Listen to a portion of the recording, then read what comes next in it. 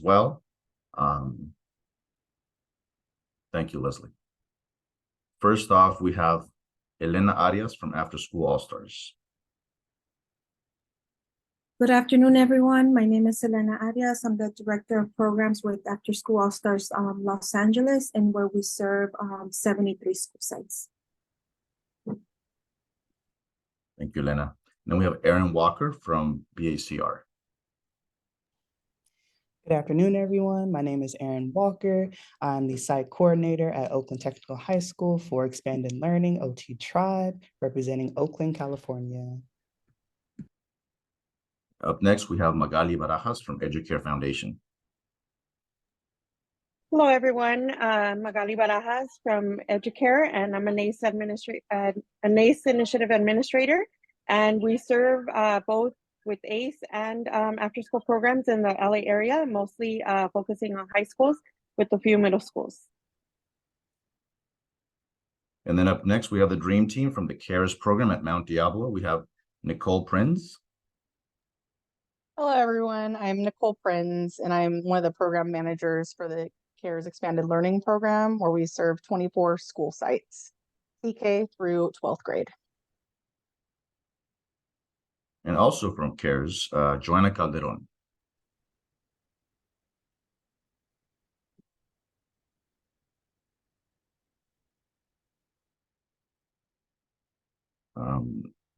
Alicia Navarrete.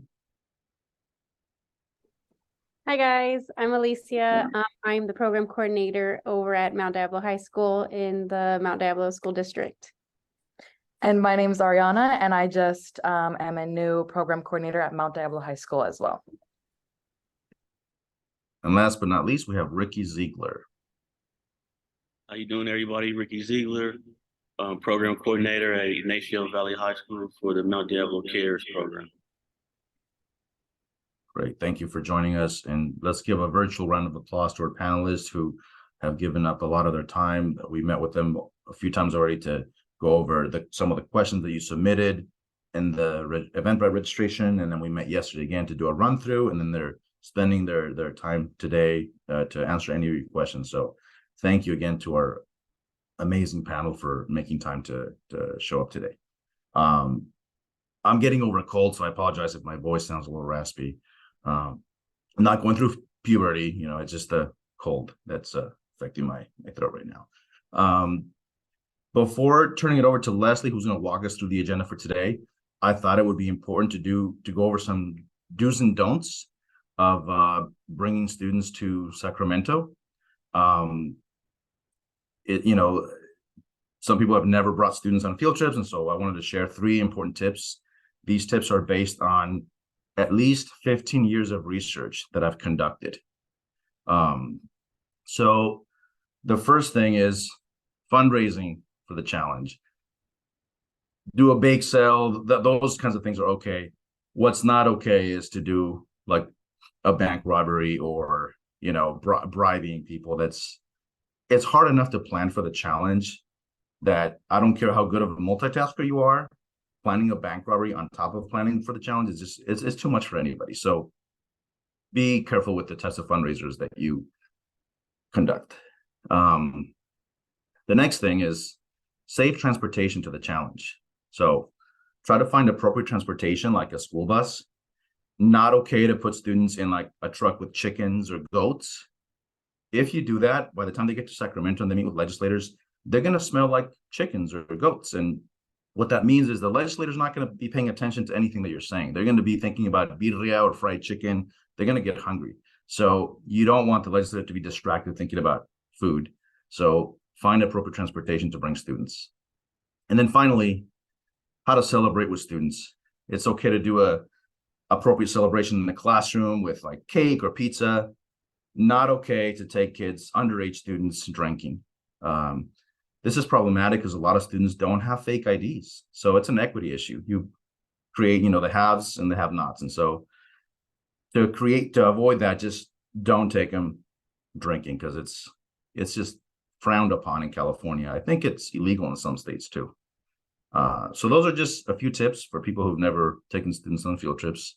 Follow me on Instagram for more tips on safety with students. Okay, I'm going to turn it over to Leslye. Thank you for that, Sly. Um, so today we we already had our introductions and our check-in. We're going to jump into youth advocacy. And then afterwards, we're going to hear from some of our panelists around how to bring youth to the challenge. And we're going to have an opportunity for questions and answers at the end. So that's our agenda for today.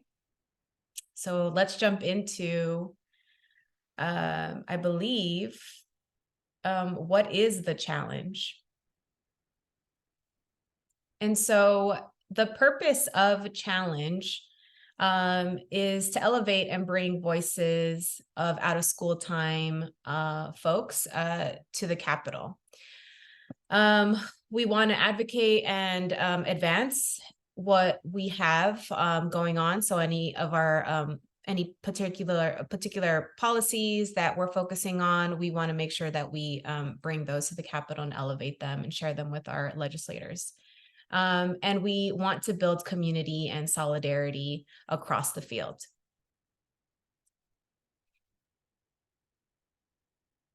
And so some highlights from last year's challenge, there were 223 overall participants. There were 121 youth participants with Sly did the math, and that's 54% of folks that came to challenge last year were actually young people, which is incredible. There were 123 legislative visits. We managed to get folks to visit all of our senator offices.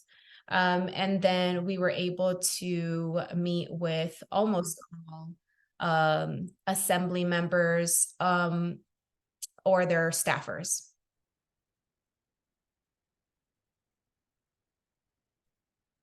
Alrighty, so youth advocacy, what is it? So youth advocacy refers to the process where youth actively work to bring about positive change in their communities. And then they're working to work on issues that obviously affect them and that are important to them. It involves raising awareness, influencing public opinion, and engaging in activities that aim to shape policies or practices. And so this is something that obviously young people can do while attending the challenge. So benefits of engaging young people in civic education and out of school time.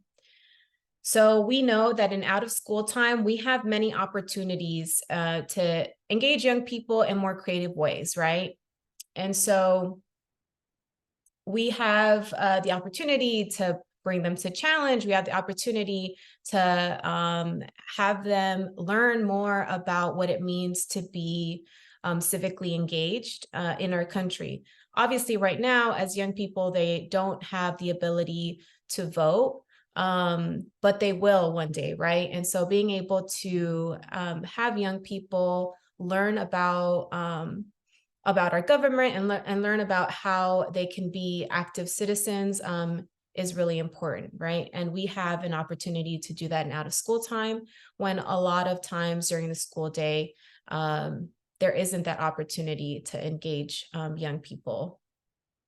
And so obviously, being able to engage them in youth advocacy and out of school time promotes youth voice, really supports young people and being able to share their experiences as young people and being able to tell their own stories. And obviously, like I mentioned, prepares them for civic engagement, right? So we're going to hear about a program in a little bit that really supports them in understanding what it looks like to be civically responsible, right? And being able to be active participants in our country. All right, so an example of a program that currently exists that does some of this work, right, is DACA, which actually, Sly, you're welcome to jump in and share more information about this. But obviously it's curriculum that can be shared, that folks from out of school time are welcome to tap in and check in with Sly around this. But you get trained, your program leaders can get trained in being able to engage young people in civic action. And so this is kind of an overview of some of the lessons that you all will be going through if this is a program that's interesting to you and that you'd like to participate in. Slide, did I miss anything? No, I think you covered it all. The only thing I'll add is that this is a free program. We got a grant through PCY and the Kaiser Family Foundation to really strengthen the curriculum this year. In the past, the lessons were focused more on just preparing students for the challenge. And so this year, thanks to the generous grant that we received, we were able to really write curriculum that not only helps students understand and prepare to be advocates in their communities, but it also helps adult leaders support the students with these programs, and also support them to create some kind of civic engagement project in the community. So that's one thing that's different this year. We launched this program already a couple of weeks ago, but again, if you want to participate and you want to launch it in January or February, just talk to me afterwards. Happy to share with you the curriculum that we put together, answer any questions, and or meet with your staff to walk them through the process as well.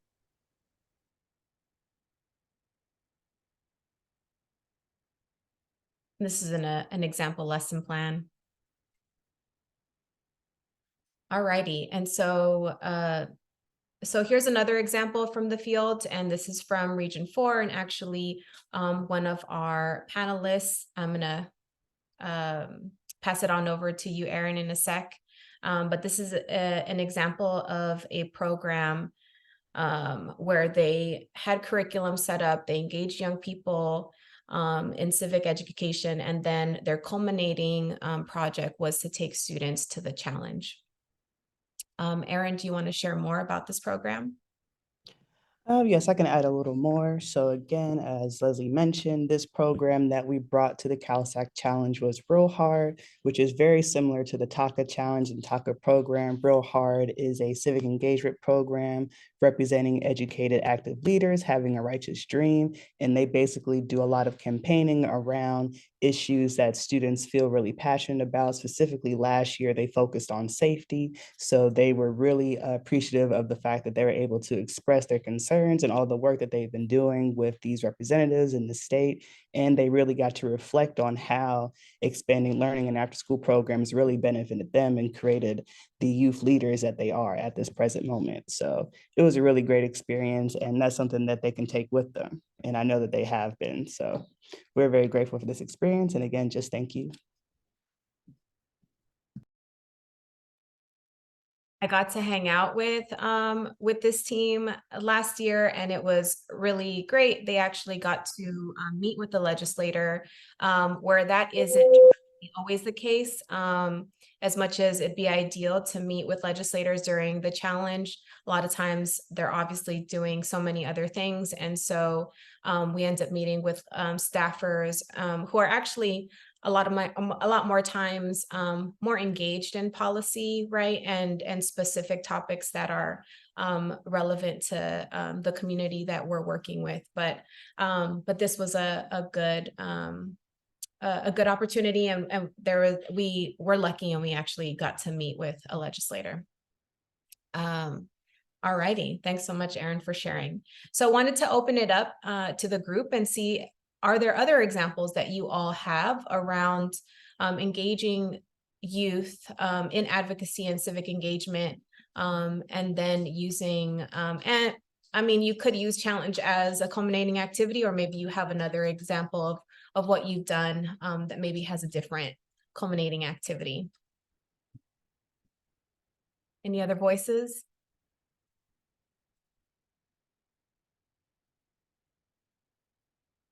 All righty, so we're here learning. That's great. I do want to say, like, I know that there are many other examples, and if you do know of some other examples, feel free to also populate the chat if you don't feel like coming off the mic. and we'll definitely highlight that too. All right, now I'm going to pass it on over to Sly. Okay, thank you, Leslye. So a few things to consider when you're planning to bring you to the challenge. The first part is funding. Based on the budget that you have, the challenge is generally a 2-day event. It's always on the Monday and Tuesday, the first or second week in March. This year, it's the second week of March. And the Monday is usually the advocacy training day. This is the day where people meet to get trained on advocacy. We go over the talking points or the legislative requests that we're going to be advocating for. Day 2, which is a Tuesday, is a legislative action day. So that's the day that starts off with a march, a rally. This past year, the march unfortunately was canceled because of a huge storm. So, but there's always a rally where we have parents, providers, and students who speak. After the rally, there's lunch provided by CalSAC, and people then meet with their legislative teams to prepare for the legislative visits later on in the afternoon. So if you have the budget, we welcome you both days. There's usually a youth track that we have on Monday afternoon, so that youth from all over the state get together and talk about issues in their community and also prepare them for the legislative visit the next day. But we also have programs that don't have the budget to have an overnight hotel and all that, so they just bring students for the day. Totally fine to bring students just for day 2 and just have them come to the rally and then go do the legislative visits. Permission slips, obviously you want to make sure that parents, the schools that you work with or agencies that you partner with are aware of the details of this event. Sometimes they need additional information, like they need like an insurance form from CalSAC or something like that. So if there's anything like that you need, just contact us and we're happy to provide any information about the event that you need to make sure that you have everything ready to go to obtain approval. We've learned this year that for organizations that are more than a certain couple hours away from Sacramento, trips like these are considered high risk because students have to travel a longer period of time, and those generally take up to 90 days to get approved. So just be mindful of that. Now would probably be the time to start getting your permission requests in. If you're within that window where it's not just an hour drive to Sacramento, but you're going to have to drive or fly across the state. Hotels, again, if you are planning on bringing students for both days, plan on spending money for a hotel. CalSAC, historically, we get a huge room block at one of the local hotels close to the Capitol with a reduced rate based on double occupancy. So that can help save you a little bit of money as well. Those do sell out really fast. So just be prepared to just snag those hotels quickly because there's a lot of demand, and also around March there's always a lot of events in Sacramento, so there's a lot of venues that we heard last year, people who try to get a hotel the week before, it was very tough because almost everything was booked. And then lastly, transportation, again, just plan on making sure the students students are comfortable. We don't want them showing up tired and exhausted, and then that excitement isn't as palpable the next day when they're doing the visit. So find a way to sometimes partner with other agencies. We've seen that happen where they combine funding sources to book a nice van or to get something where students can be comfortable during their trip to Sacramento. As far as planning for the visit and preparing your students, we're not going to go into detail right now regarding these documents because we don't have time, but we are going to share with you afterwards a folder that's going to have a couple of things that I'm going to quickly highlight. First of all, here's a document that a lot of our partner organizations use to help students develop their personal story. This is what they will use to talk to the legislators about and why they support after-school programs. So this is something that we're going to be sharing with you afterwards. The second document I'm going to highlight is preparing for the legislative visits. So this gives you a more detailed breakdown about what goes on in a legislative visit, who is part of the legislative visit. It's not just youth, there's parents, there's providers, there's administrators. We've had people from the clergy, we have people from law enforcement in the past. It's a very diverse group of people that end up in a legislative legislative visits, excuse me. So this gives you a very detailed overview of what that entails. And then lastly, excuse me. Lastly, here's a more concise view on what to expect. So the Tuesday visit, the day of the advocacy event, before you actually go and meet with your state senator, your assembly member, this is what you're going to do for 2 hours when you meet with your team leader. You're going to go over all these different roles. And then this is what a sample legislative visit looks like. They're 15, 20 minutes long, super quick. And you have your roles assigned. The youth can be the person that introduces everybody, or the youth can also be one of the testimonials. So we'll share all these handouts with you so that you can use these to prepare youth. Young people, especially now in this age, they like to know everything. They like spoilers. There's all these unboxing videos on YouTube. So this is like an unboxing video of a legislative visit. We can show youth exactly what's going to happen. Unfortunately, we can't get legislators to unbox them and kind of show you what they're going to do or say. That's a little tricky. We don't have enough funding to pay them to do that. But we'll be adding more resources to this folder. And again, this is something that we'll share with you after the webinar so that you can use it as you prepare your students for the challenge. Leslye, anything I missed? Anything you wanted to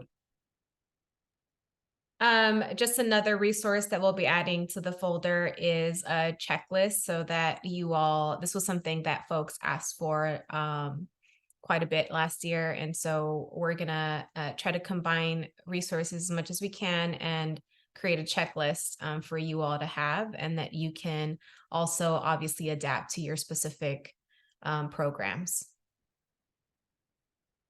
And that's it. Thank you, Leslye. We want to introduce our panelists again.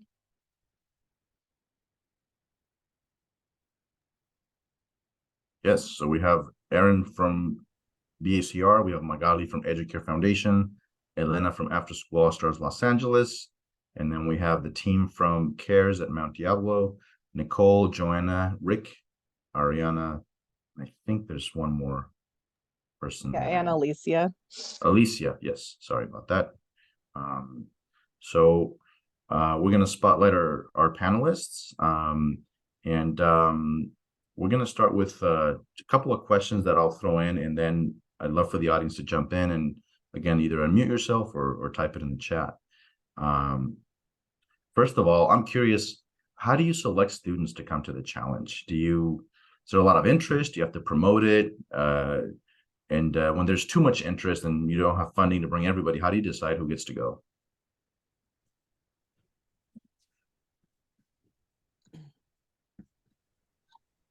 I can go first before it gets very noisy in here.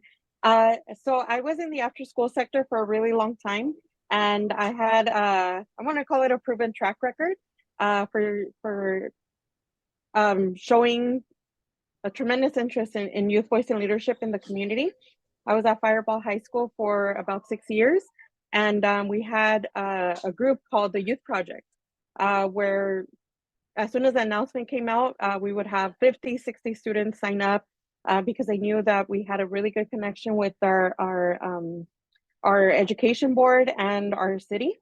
So it was a really good way for them to voice their opinion, voice what they needed to change in their community, and it was so reachable. So we did have a large group, but at the end, when we chose students to represent, like in Sacramento or in these smaller capacities, we actually had the students choose who would represent them.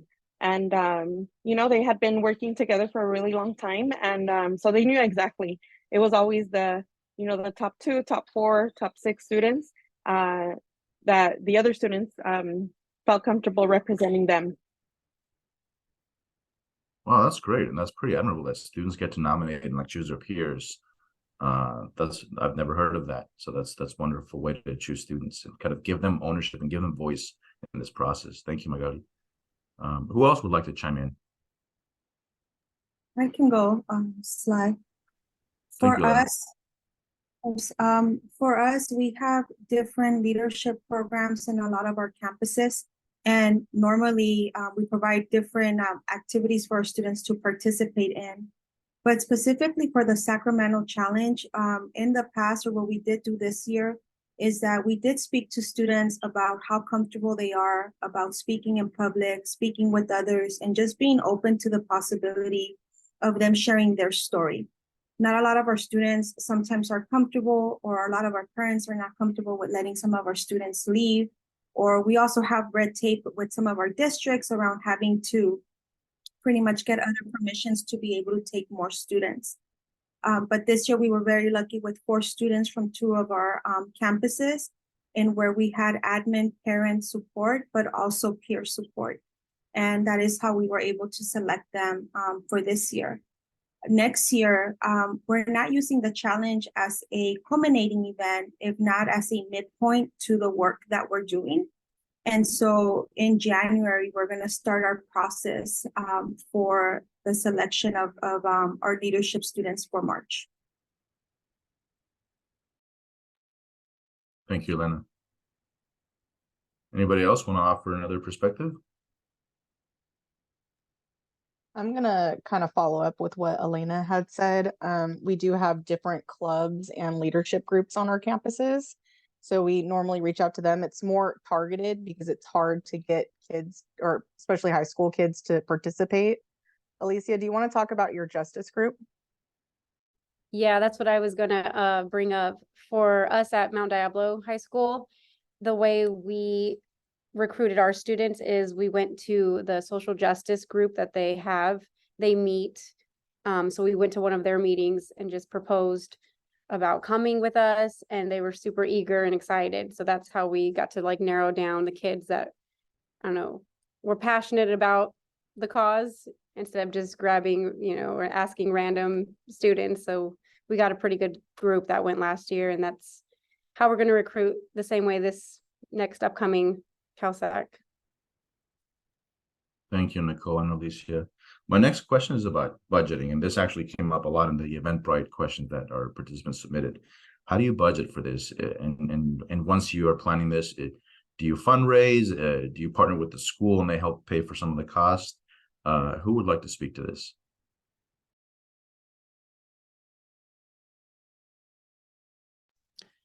I can speak a little bit on it. One, I do think the budget is very site specific, so it also depends on what your site is working with. I can speak for ours. I know BACR really works closely with the management team and that budget tool, so they basically decide, also considering how many students that we're bringing, what the best mode of transportation was. So we didn't have a super large group. We had about like 5 students or so. So we took a car, we drove there and back. But there was also another group from BACR who had a much larger group. So they were able to get a bus and they came the following day. So I believe it just depends, but I also believe there are many modes of, funding. That you do fundraisers, get the families involved, especially when it comes to youth. There's many opportunities, That's interesting. So you take one group that's there for 2 days, and then a larger group goes for the second day. That's a great way to take more students and help them be a part of it. Who else can speak to the funding aspect of this experience? I could also just add one more point, bringing that up, as you said, you can also have groups come together as well. That can also alleviate some costs. If you're having a much larger group, or if 2 schools are in the same vicinity, they can ride together. Would you recommend hitchhiking to the challenge, or is that? No, No. I definitely recommend getting on the bus. All right. Cool. I have one last question before we turn it over to our audience. When it comes to planning things, there's always unexpected things that you weren't maybe anticipating, or things that just surprise you.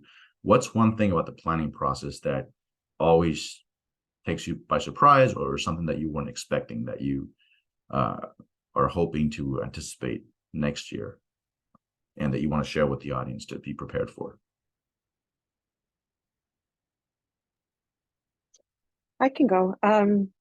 One really big issue that we came across was well, it wasn't a really big issue, but because I was very familiar with the parents, but I know if you don't have that close of a relationship with the students' parents, that might pose an issue.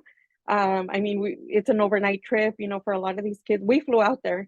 We had 4 students fly out, and if the parents were, you know, asked, we had a parent meeting, and I think we actually had 2 regarding the trip. And every time we met with them, or every time they saw me, they said, "But you're going, right? You're going," because they, you know, for a lot of them, it was their first time, you know, getting on a flight, traveling without their parents, and for 2 days, you know, that's a really big deal for a lot of students, a lot of kids.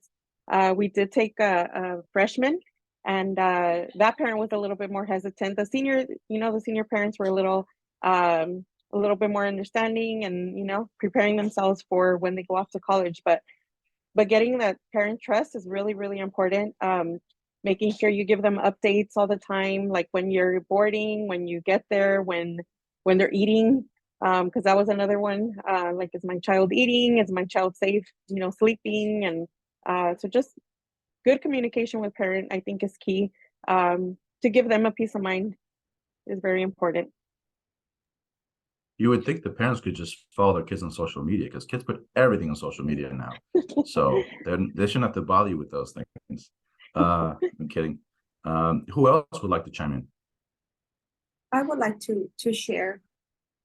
I think what catches me by surprise is that I know, for me, it was the first year attending, and I really enjoyed it.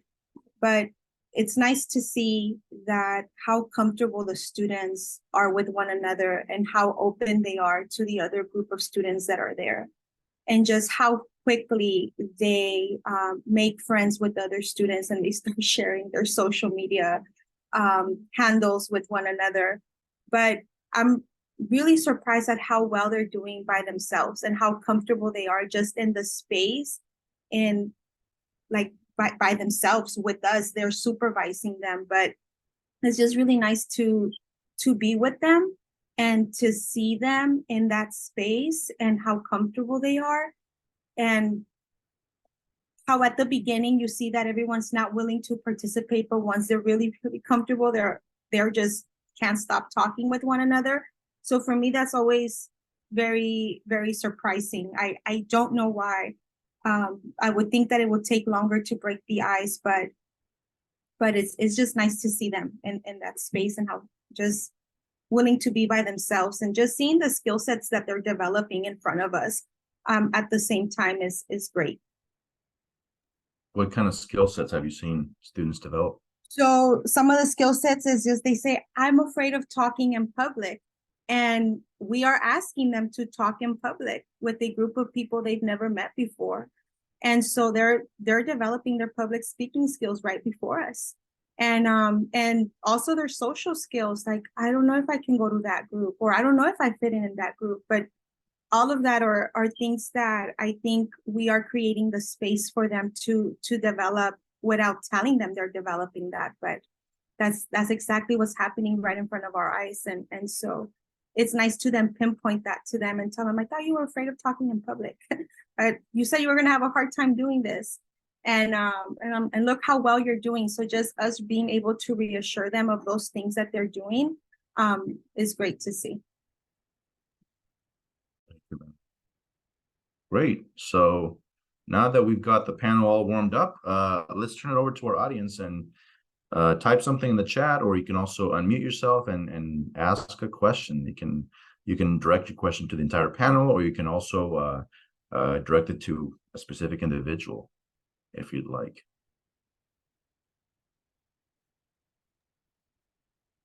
Not a question, Sly, but I think just a comment. I just wanted to comment and add to what was being shared in terms of how comfortable students were at the challenge. And I just want to shout you out, Sly, you and what was that, Lupin, and the preparations and meeting with students, right, with the public speaking, having them be a part of the speaking program, but spending time prior to the challenge to make them feel comfortable to be able to share their story. Because there are some personal stories that you know they were sharing about their own lives and how they overcame some of the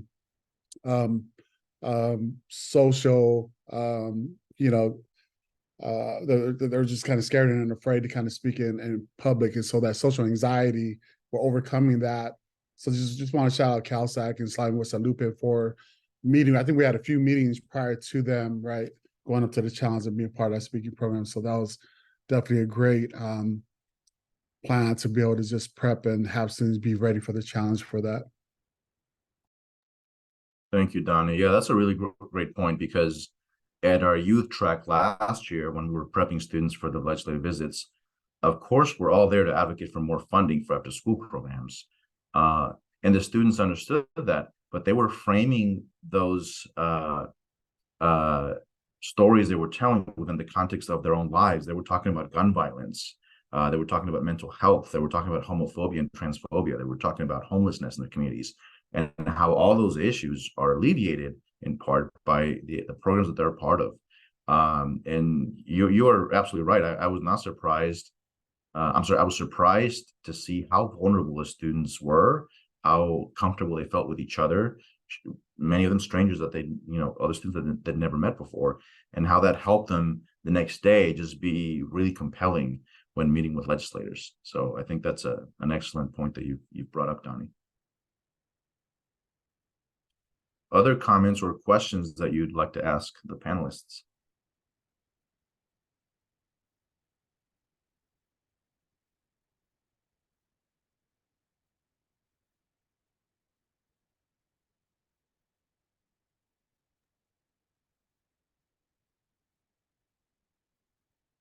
One of the other questions that came up was, what is the youngest student that you recommend bringing? Most of you work with middle school and or high school students, but do you think younger students can come, elementary age students?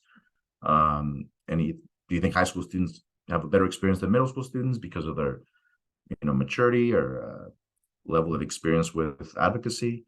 What are your thoughts on that? I can touch upon that for a little bit because we've been going to challenge for years now. And I want to say that we brought middle schools a couple years. And I feel like it's a little bit easier to bring the more mature students, the high schoolers. Rick, do you have any thoughts on that? Because I think you came with middle school before. Yeah, so with the middle school students, like the 8th grade students, they kind of understand a little bit more. They kind of know what's happening in the community and they can speak on it. But the difference with the high school students is that, some of them are really already like practicing those things in the community and they kind of know what to say. And some of them do have little brothers and sisters, so that's how come the little ones know it. I would say that it might be kind of challenging to bring like an elementary student to it, just unless they have, a rare dynamic, they already prepared in that type of atmosphere. I would say that middle school is cool, but the high school level is meaningful. But I think that if you do have a middle school group that has a leadership group that has things going on in the community, bring them, because it could spark something at a younger age that could grow, into the high school level or even beyond that. So if you start them young, it could create a lot of change for what we're looking for in the community, what they actually looking for. Thanks, Rick. Also, correct me if I'm wrong, but middle school students are usually not potty trained yet, and high school students are. So I think that's another argument for focusing on high school students. Another question that was submitted: how do you prepare chaperones? If you bring other staff to chaperone students, how do you prepare them? What kind of guidance do you give them or expectations that you set for them? Chaperones as in like us as coordinators, or like parents that just want to volunteer and go? Either. Yeah, Well, actually, I was going to ask a follow-up question on that. And also, Sly, not cool, middle school youth. I used to be a middle school site coordinator. They are the bomb. Okay. I heard this in a TikTok video, so it's probably true, but okay. Agree to disagree. anyhow, I wanted to ask, like, when you took middle school students, like, did you take parents? And then also that kind of matches the question that you had asked Leslye around like chaperones, like how do you handle them? So yeah, Rick, I didn't mean to interrupt you, but it sounded like that's what you were gonna talk about. Yeah, no parents went. It was all after school staff. So staff that had been, the most experienced staff that had been there for a long time that can help and can understand quickly what we were going to the event to do and could help out. That's the staff that we acquired and came with us.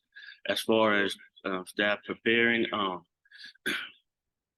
I mean, it's hard to say like exactly what the staff can tell the student. It's just you have to.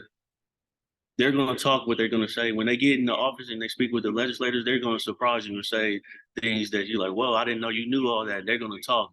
They're going to say things, and you're going to be like, "Well, we did not go over that, but you really knocked it out." So it's an eye-opening event, especially when you bring the students in there and they think they saying one thing and they're afraid to say it, but when they say it, it's different. You could feel like the energy. You could feel like wow, like you see them totally different. Like you don't understand. Like they really went through something that you didn't even know that was happening right in front of you.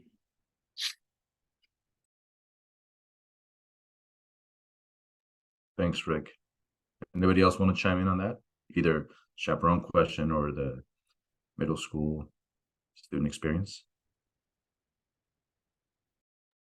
Well, this year me and Donnie went, but we've had plenty of experience traveling with students in the past. But if I did have to prepare someone, I think it's really important that from the beginning, from the minute those students come to us, whether at the airport or at the bus stop, that we meet with parents and that we tell them here are our phone numbers and immediately set the agreements with the students, immediately tell them that we're there to support them. And if there is anything that they need from us, they are to come to us so that we can help them. Other things we do is just reiterate the rules around when we're at the hotel. And I think what's really important here is that even when we're with them at the airport or when we're with them at the challenge, just taking that time to always be with them and talk to them. It's like we're letting them be with their friends, but we're also making sure that we're eating with them, that we're part of that process, so that they can start feeling more comfortable with us. And they'll eventually tell us, high school students as well as middle school students will tell us, nah, we're good. I don't need anything right now. They're not shy about it. But I guess because I'm a parent myself, I would want to know that that my kid is being taken care of, and I want to take care of those students, and if I'm giving that guidance, that they take care of those students as if it was their little sister or their kids themselves.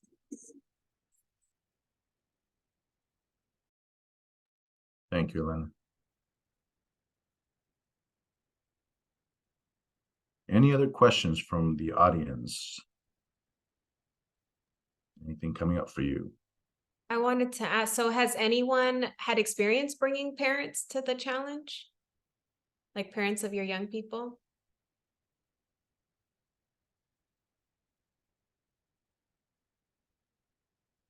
All right. I was just curious.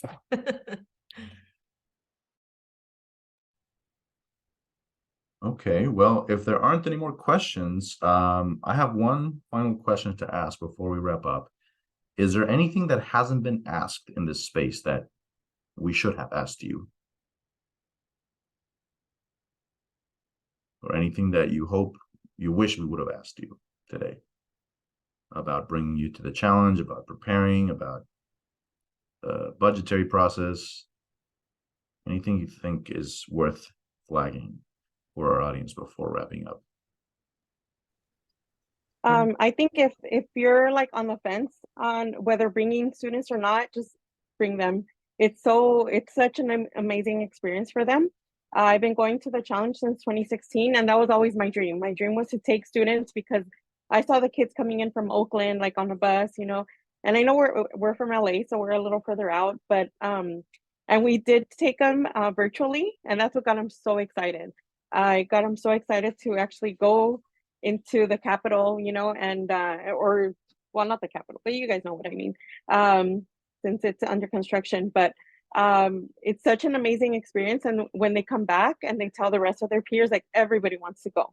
It's just such an amazing experience to for them to know what the process is, you know, the process on how to everything from like how a bill becomes a law, you know, and that they're part of that process. And it's a great experience. It's an experience they'll be talking about for a really long time. So give them that experience, please, if you're on the fence of you know, taking them or not.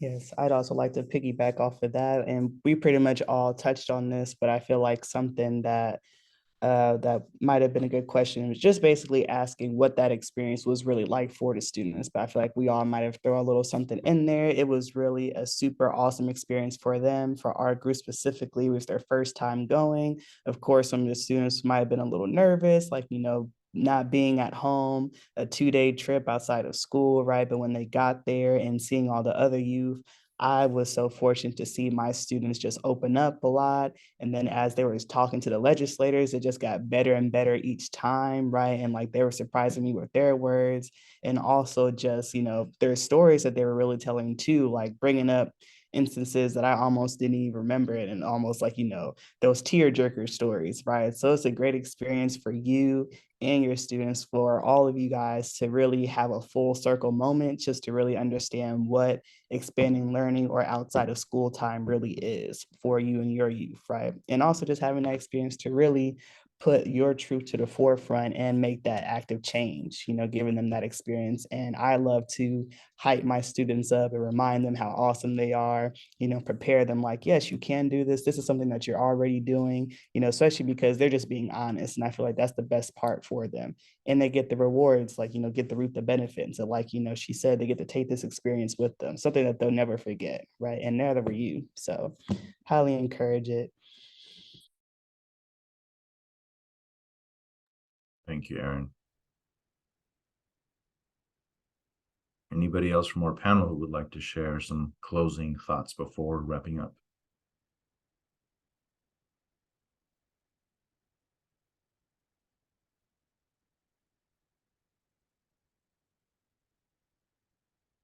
Okay, well, let's give our panelists again a virtual round of applause. Really, thank you for your time, your insight, your wisdom, and look forward to seeing you again at the challenge in a few months. And for those of you who joined us for this webinar, I hope to see you as well. We're looking for team leaders. We're looking for people who want to lead legislative visits. So check out the next webinar if you want to learn more about that. If you've never been a team leader, you can also reach out to Leslye or myself with any other questions. We're going to hang around for a few minutes in case anybody has any individual questions or threats they want to make. If you didn't like any of my jokes, you know, happy to, you know, we have a mediator who can, Barbara Walters, can come in and kind of talk us through that situation. But other than that, thank you for coming today. I hope this was useful, informative. We'll be sending the recording, the slideshow, and some of those documents that we shared with you so that you can use them as you prepare with your students for the challenge next March. Thank you and have a great rest of your day. Yeah, thank you.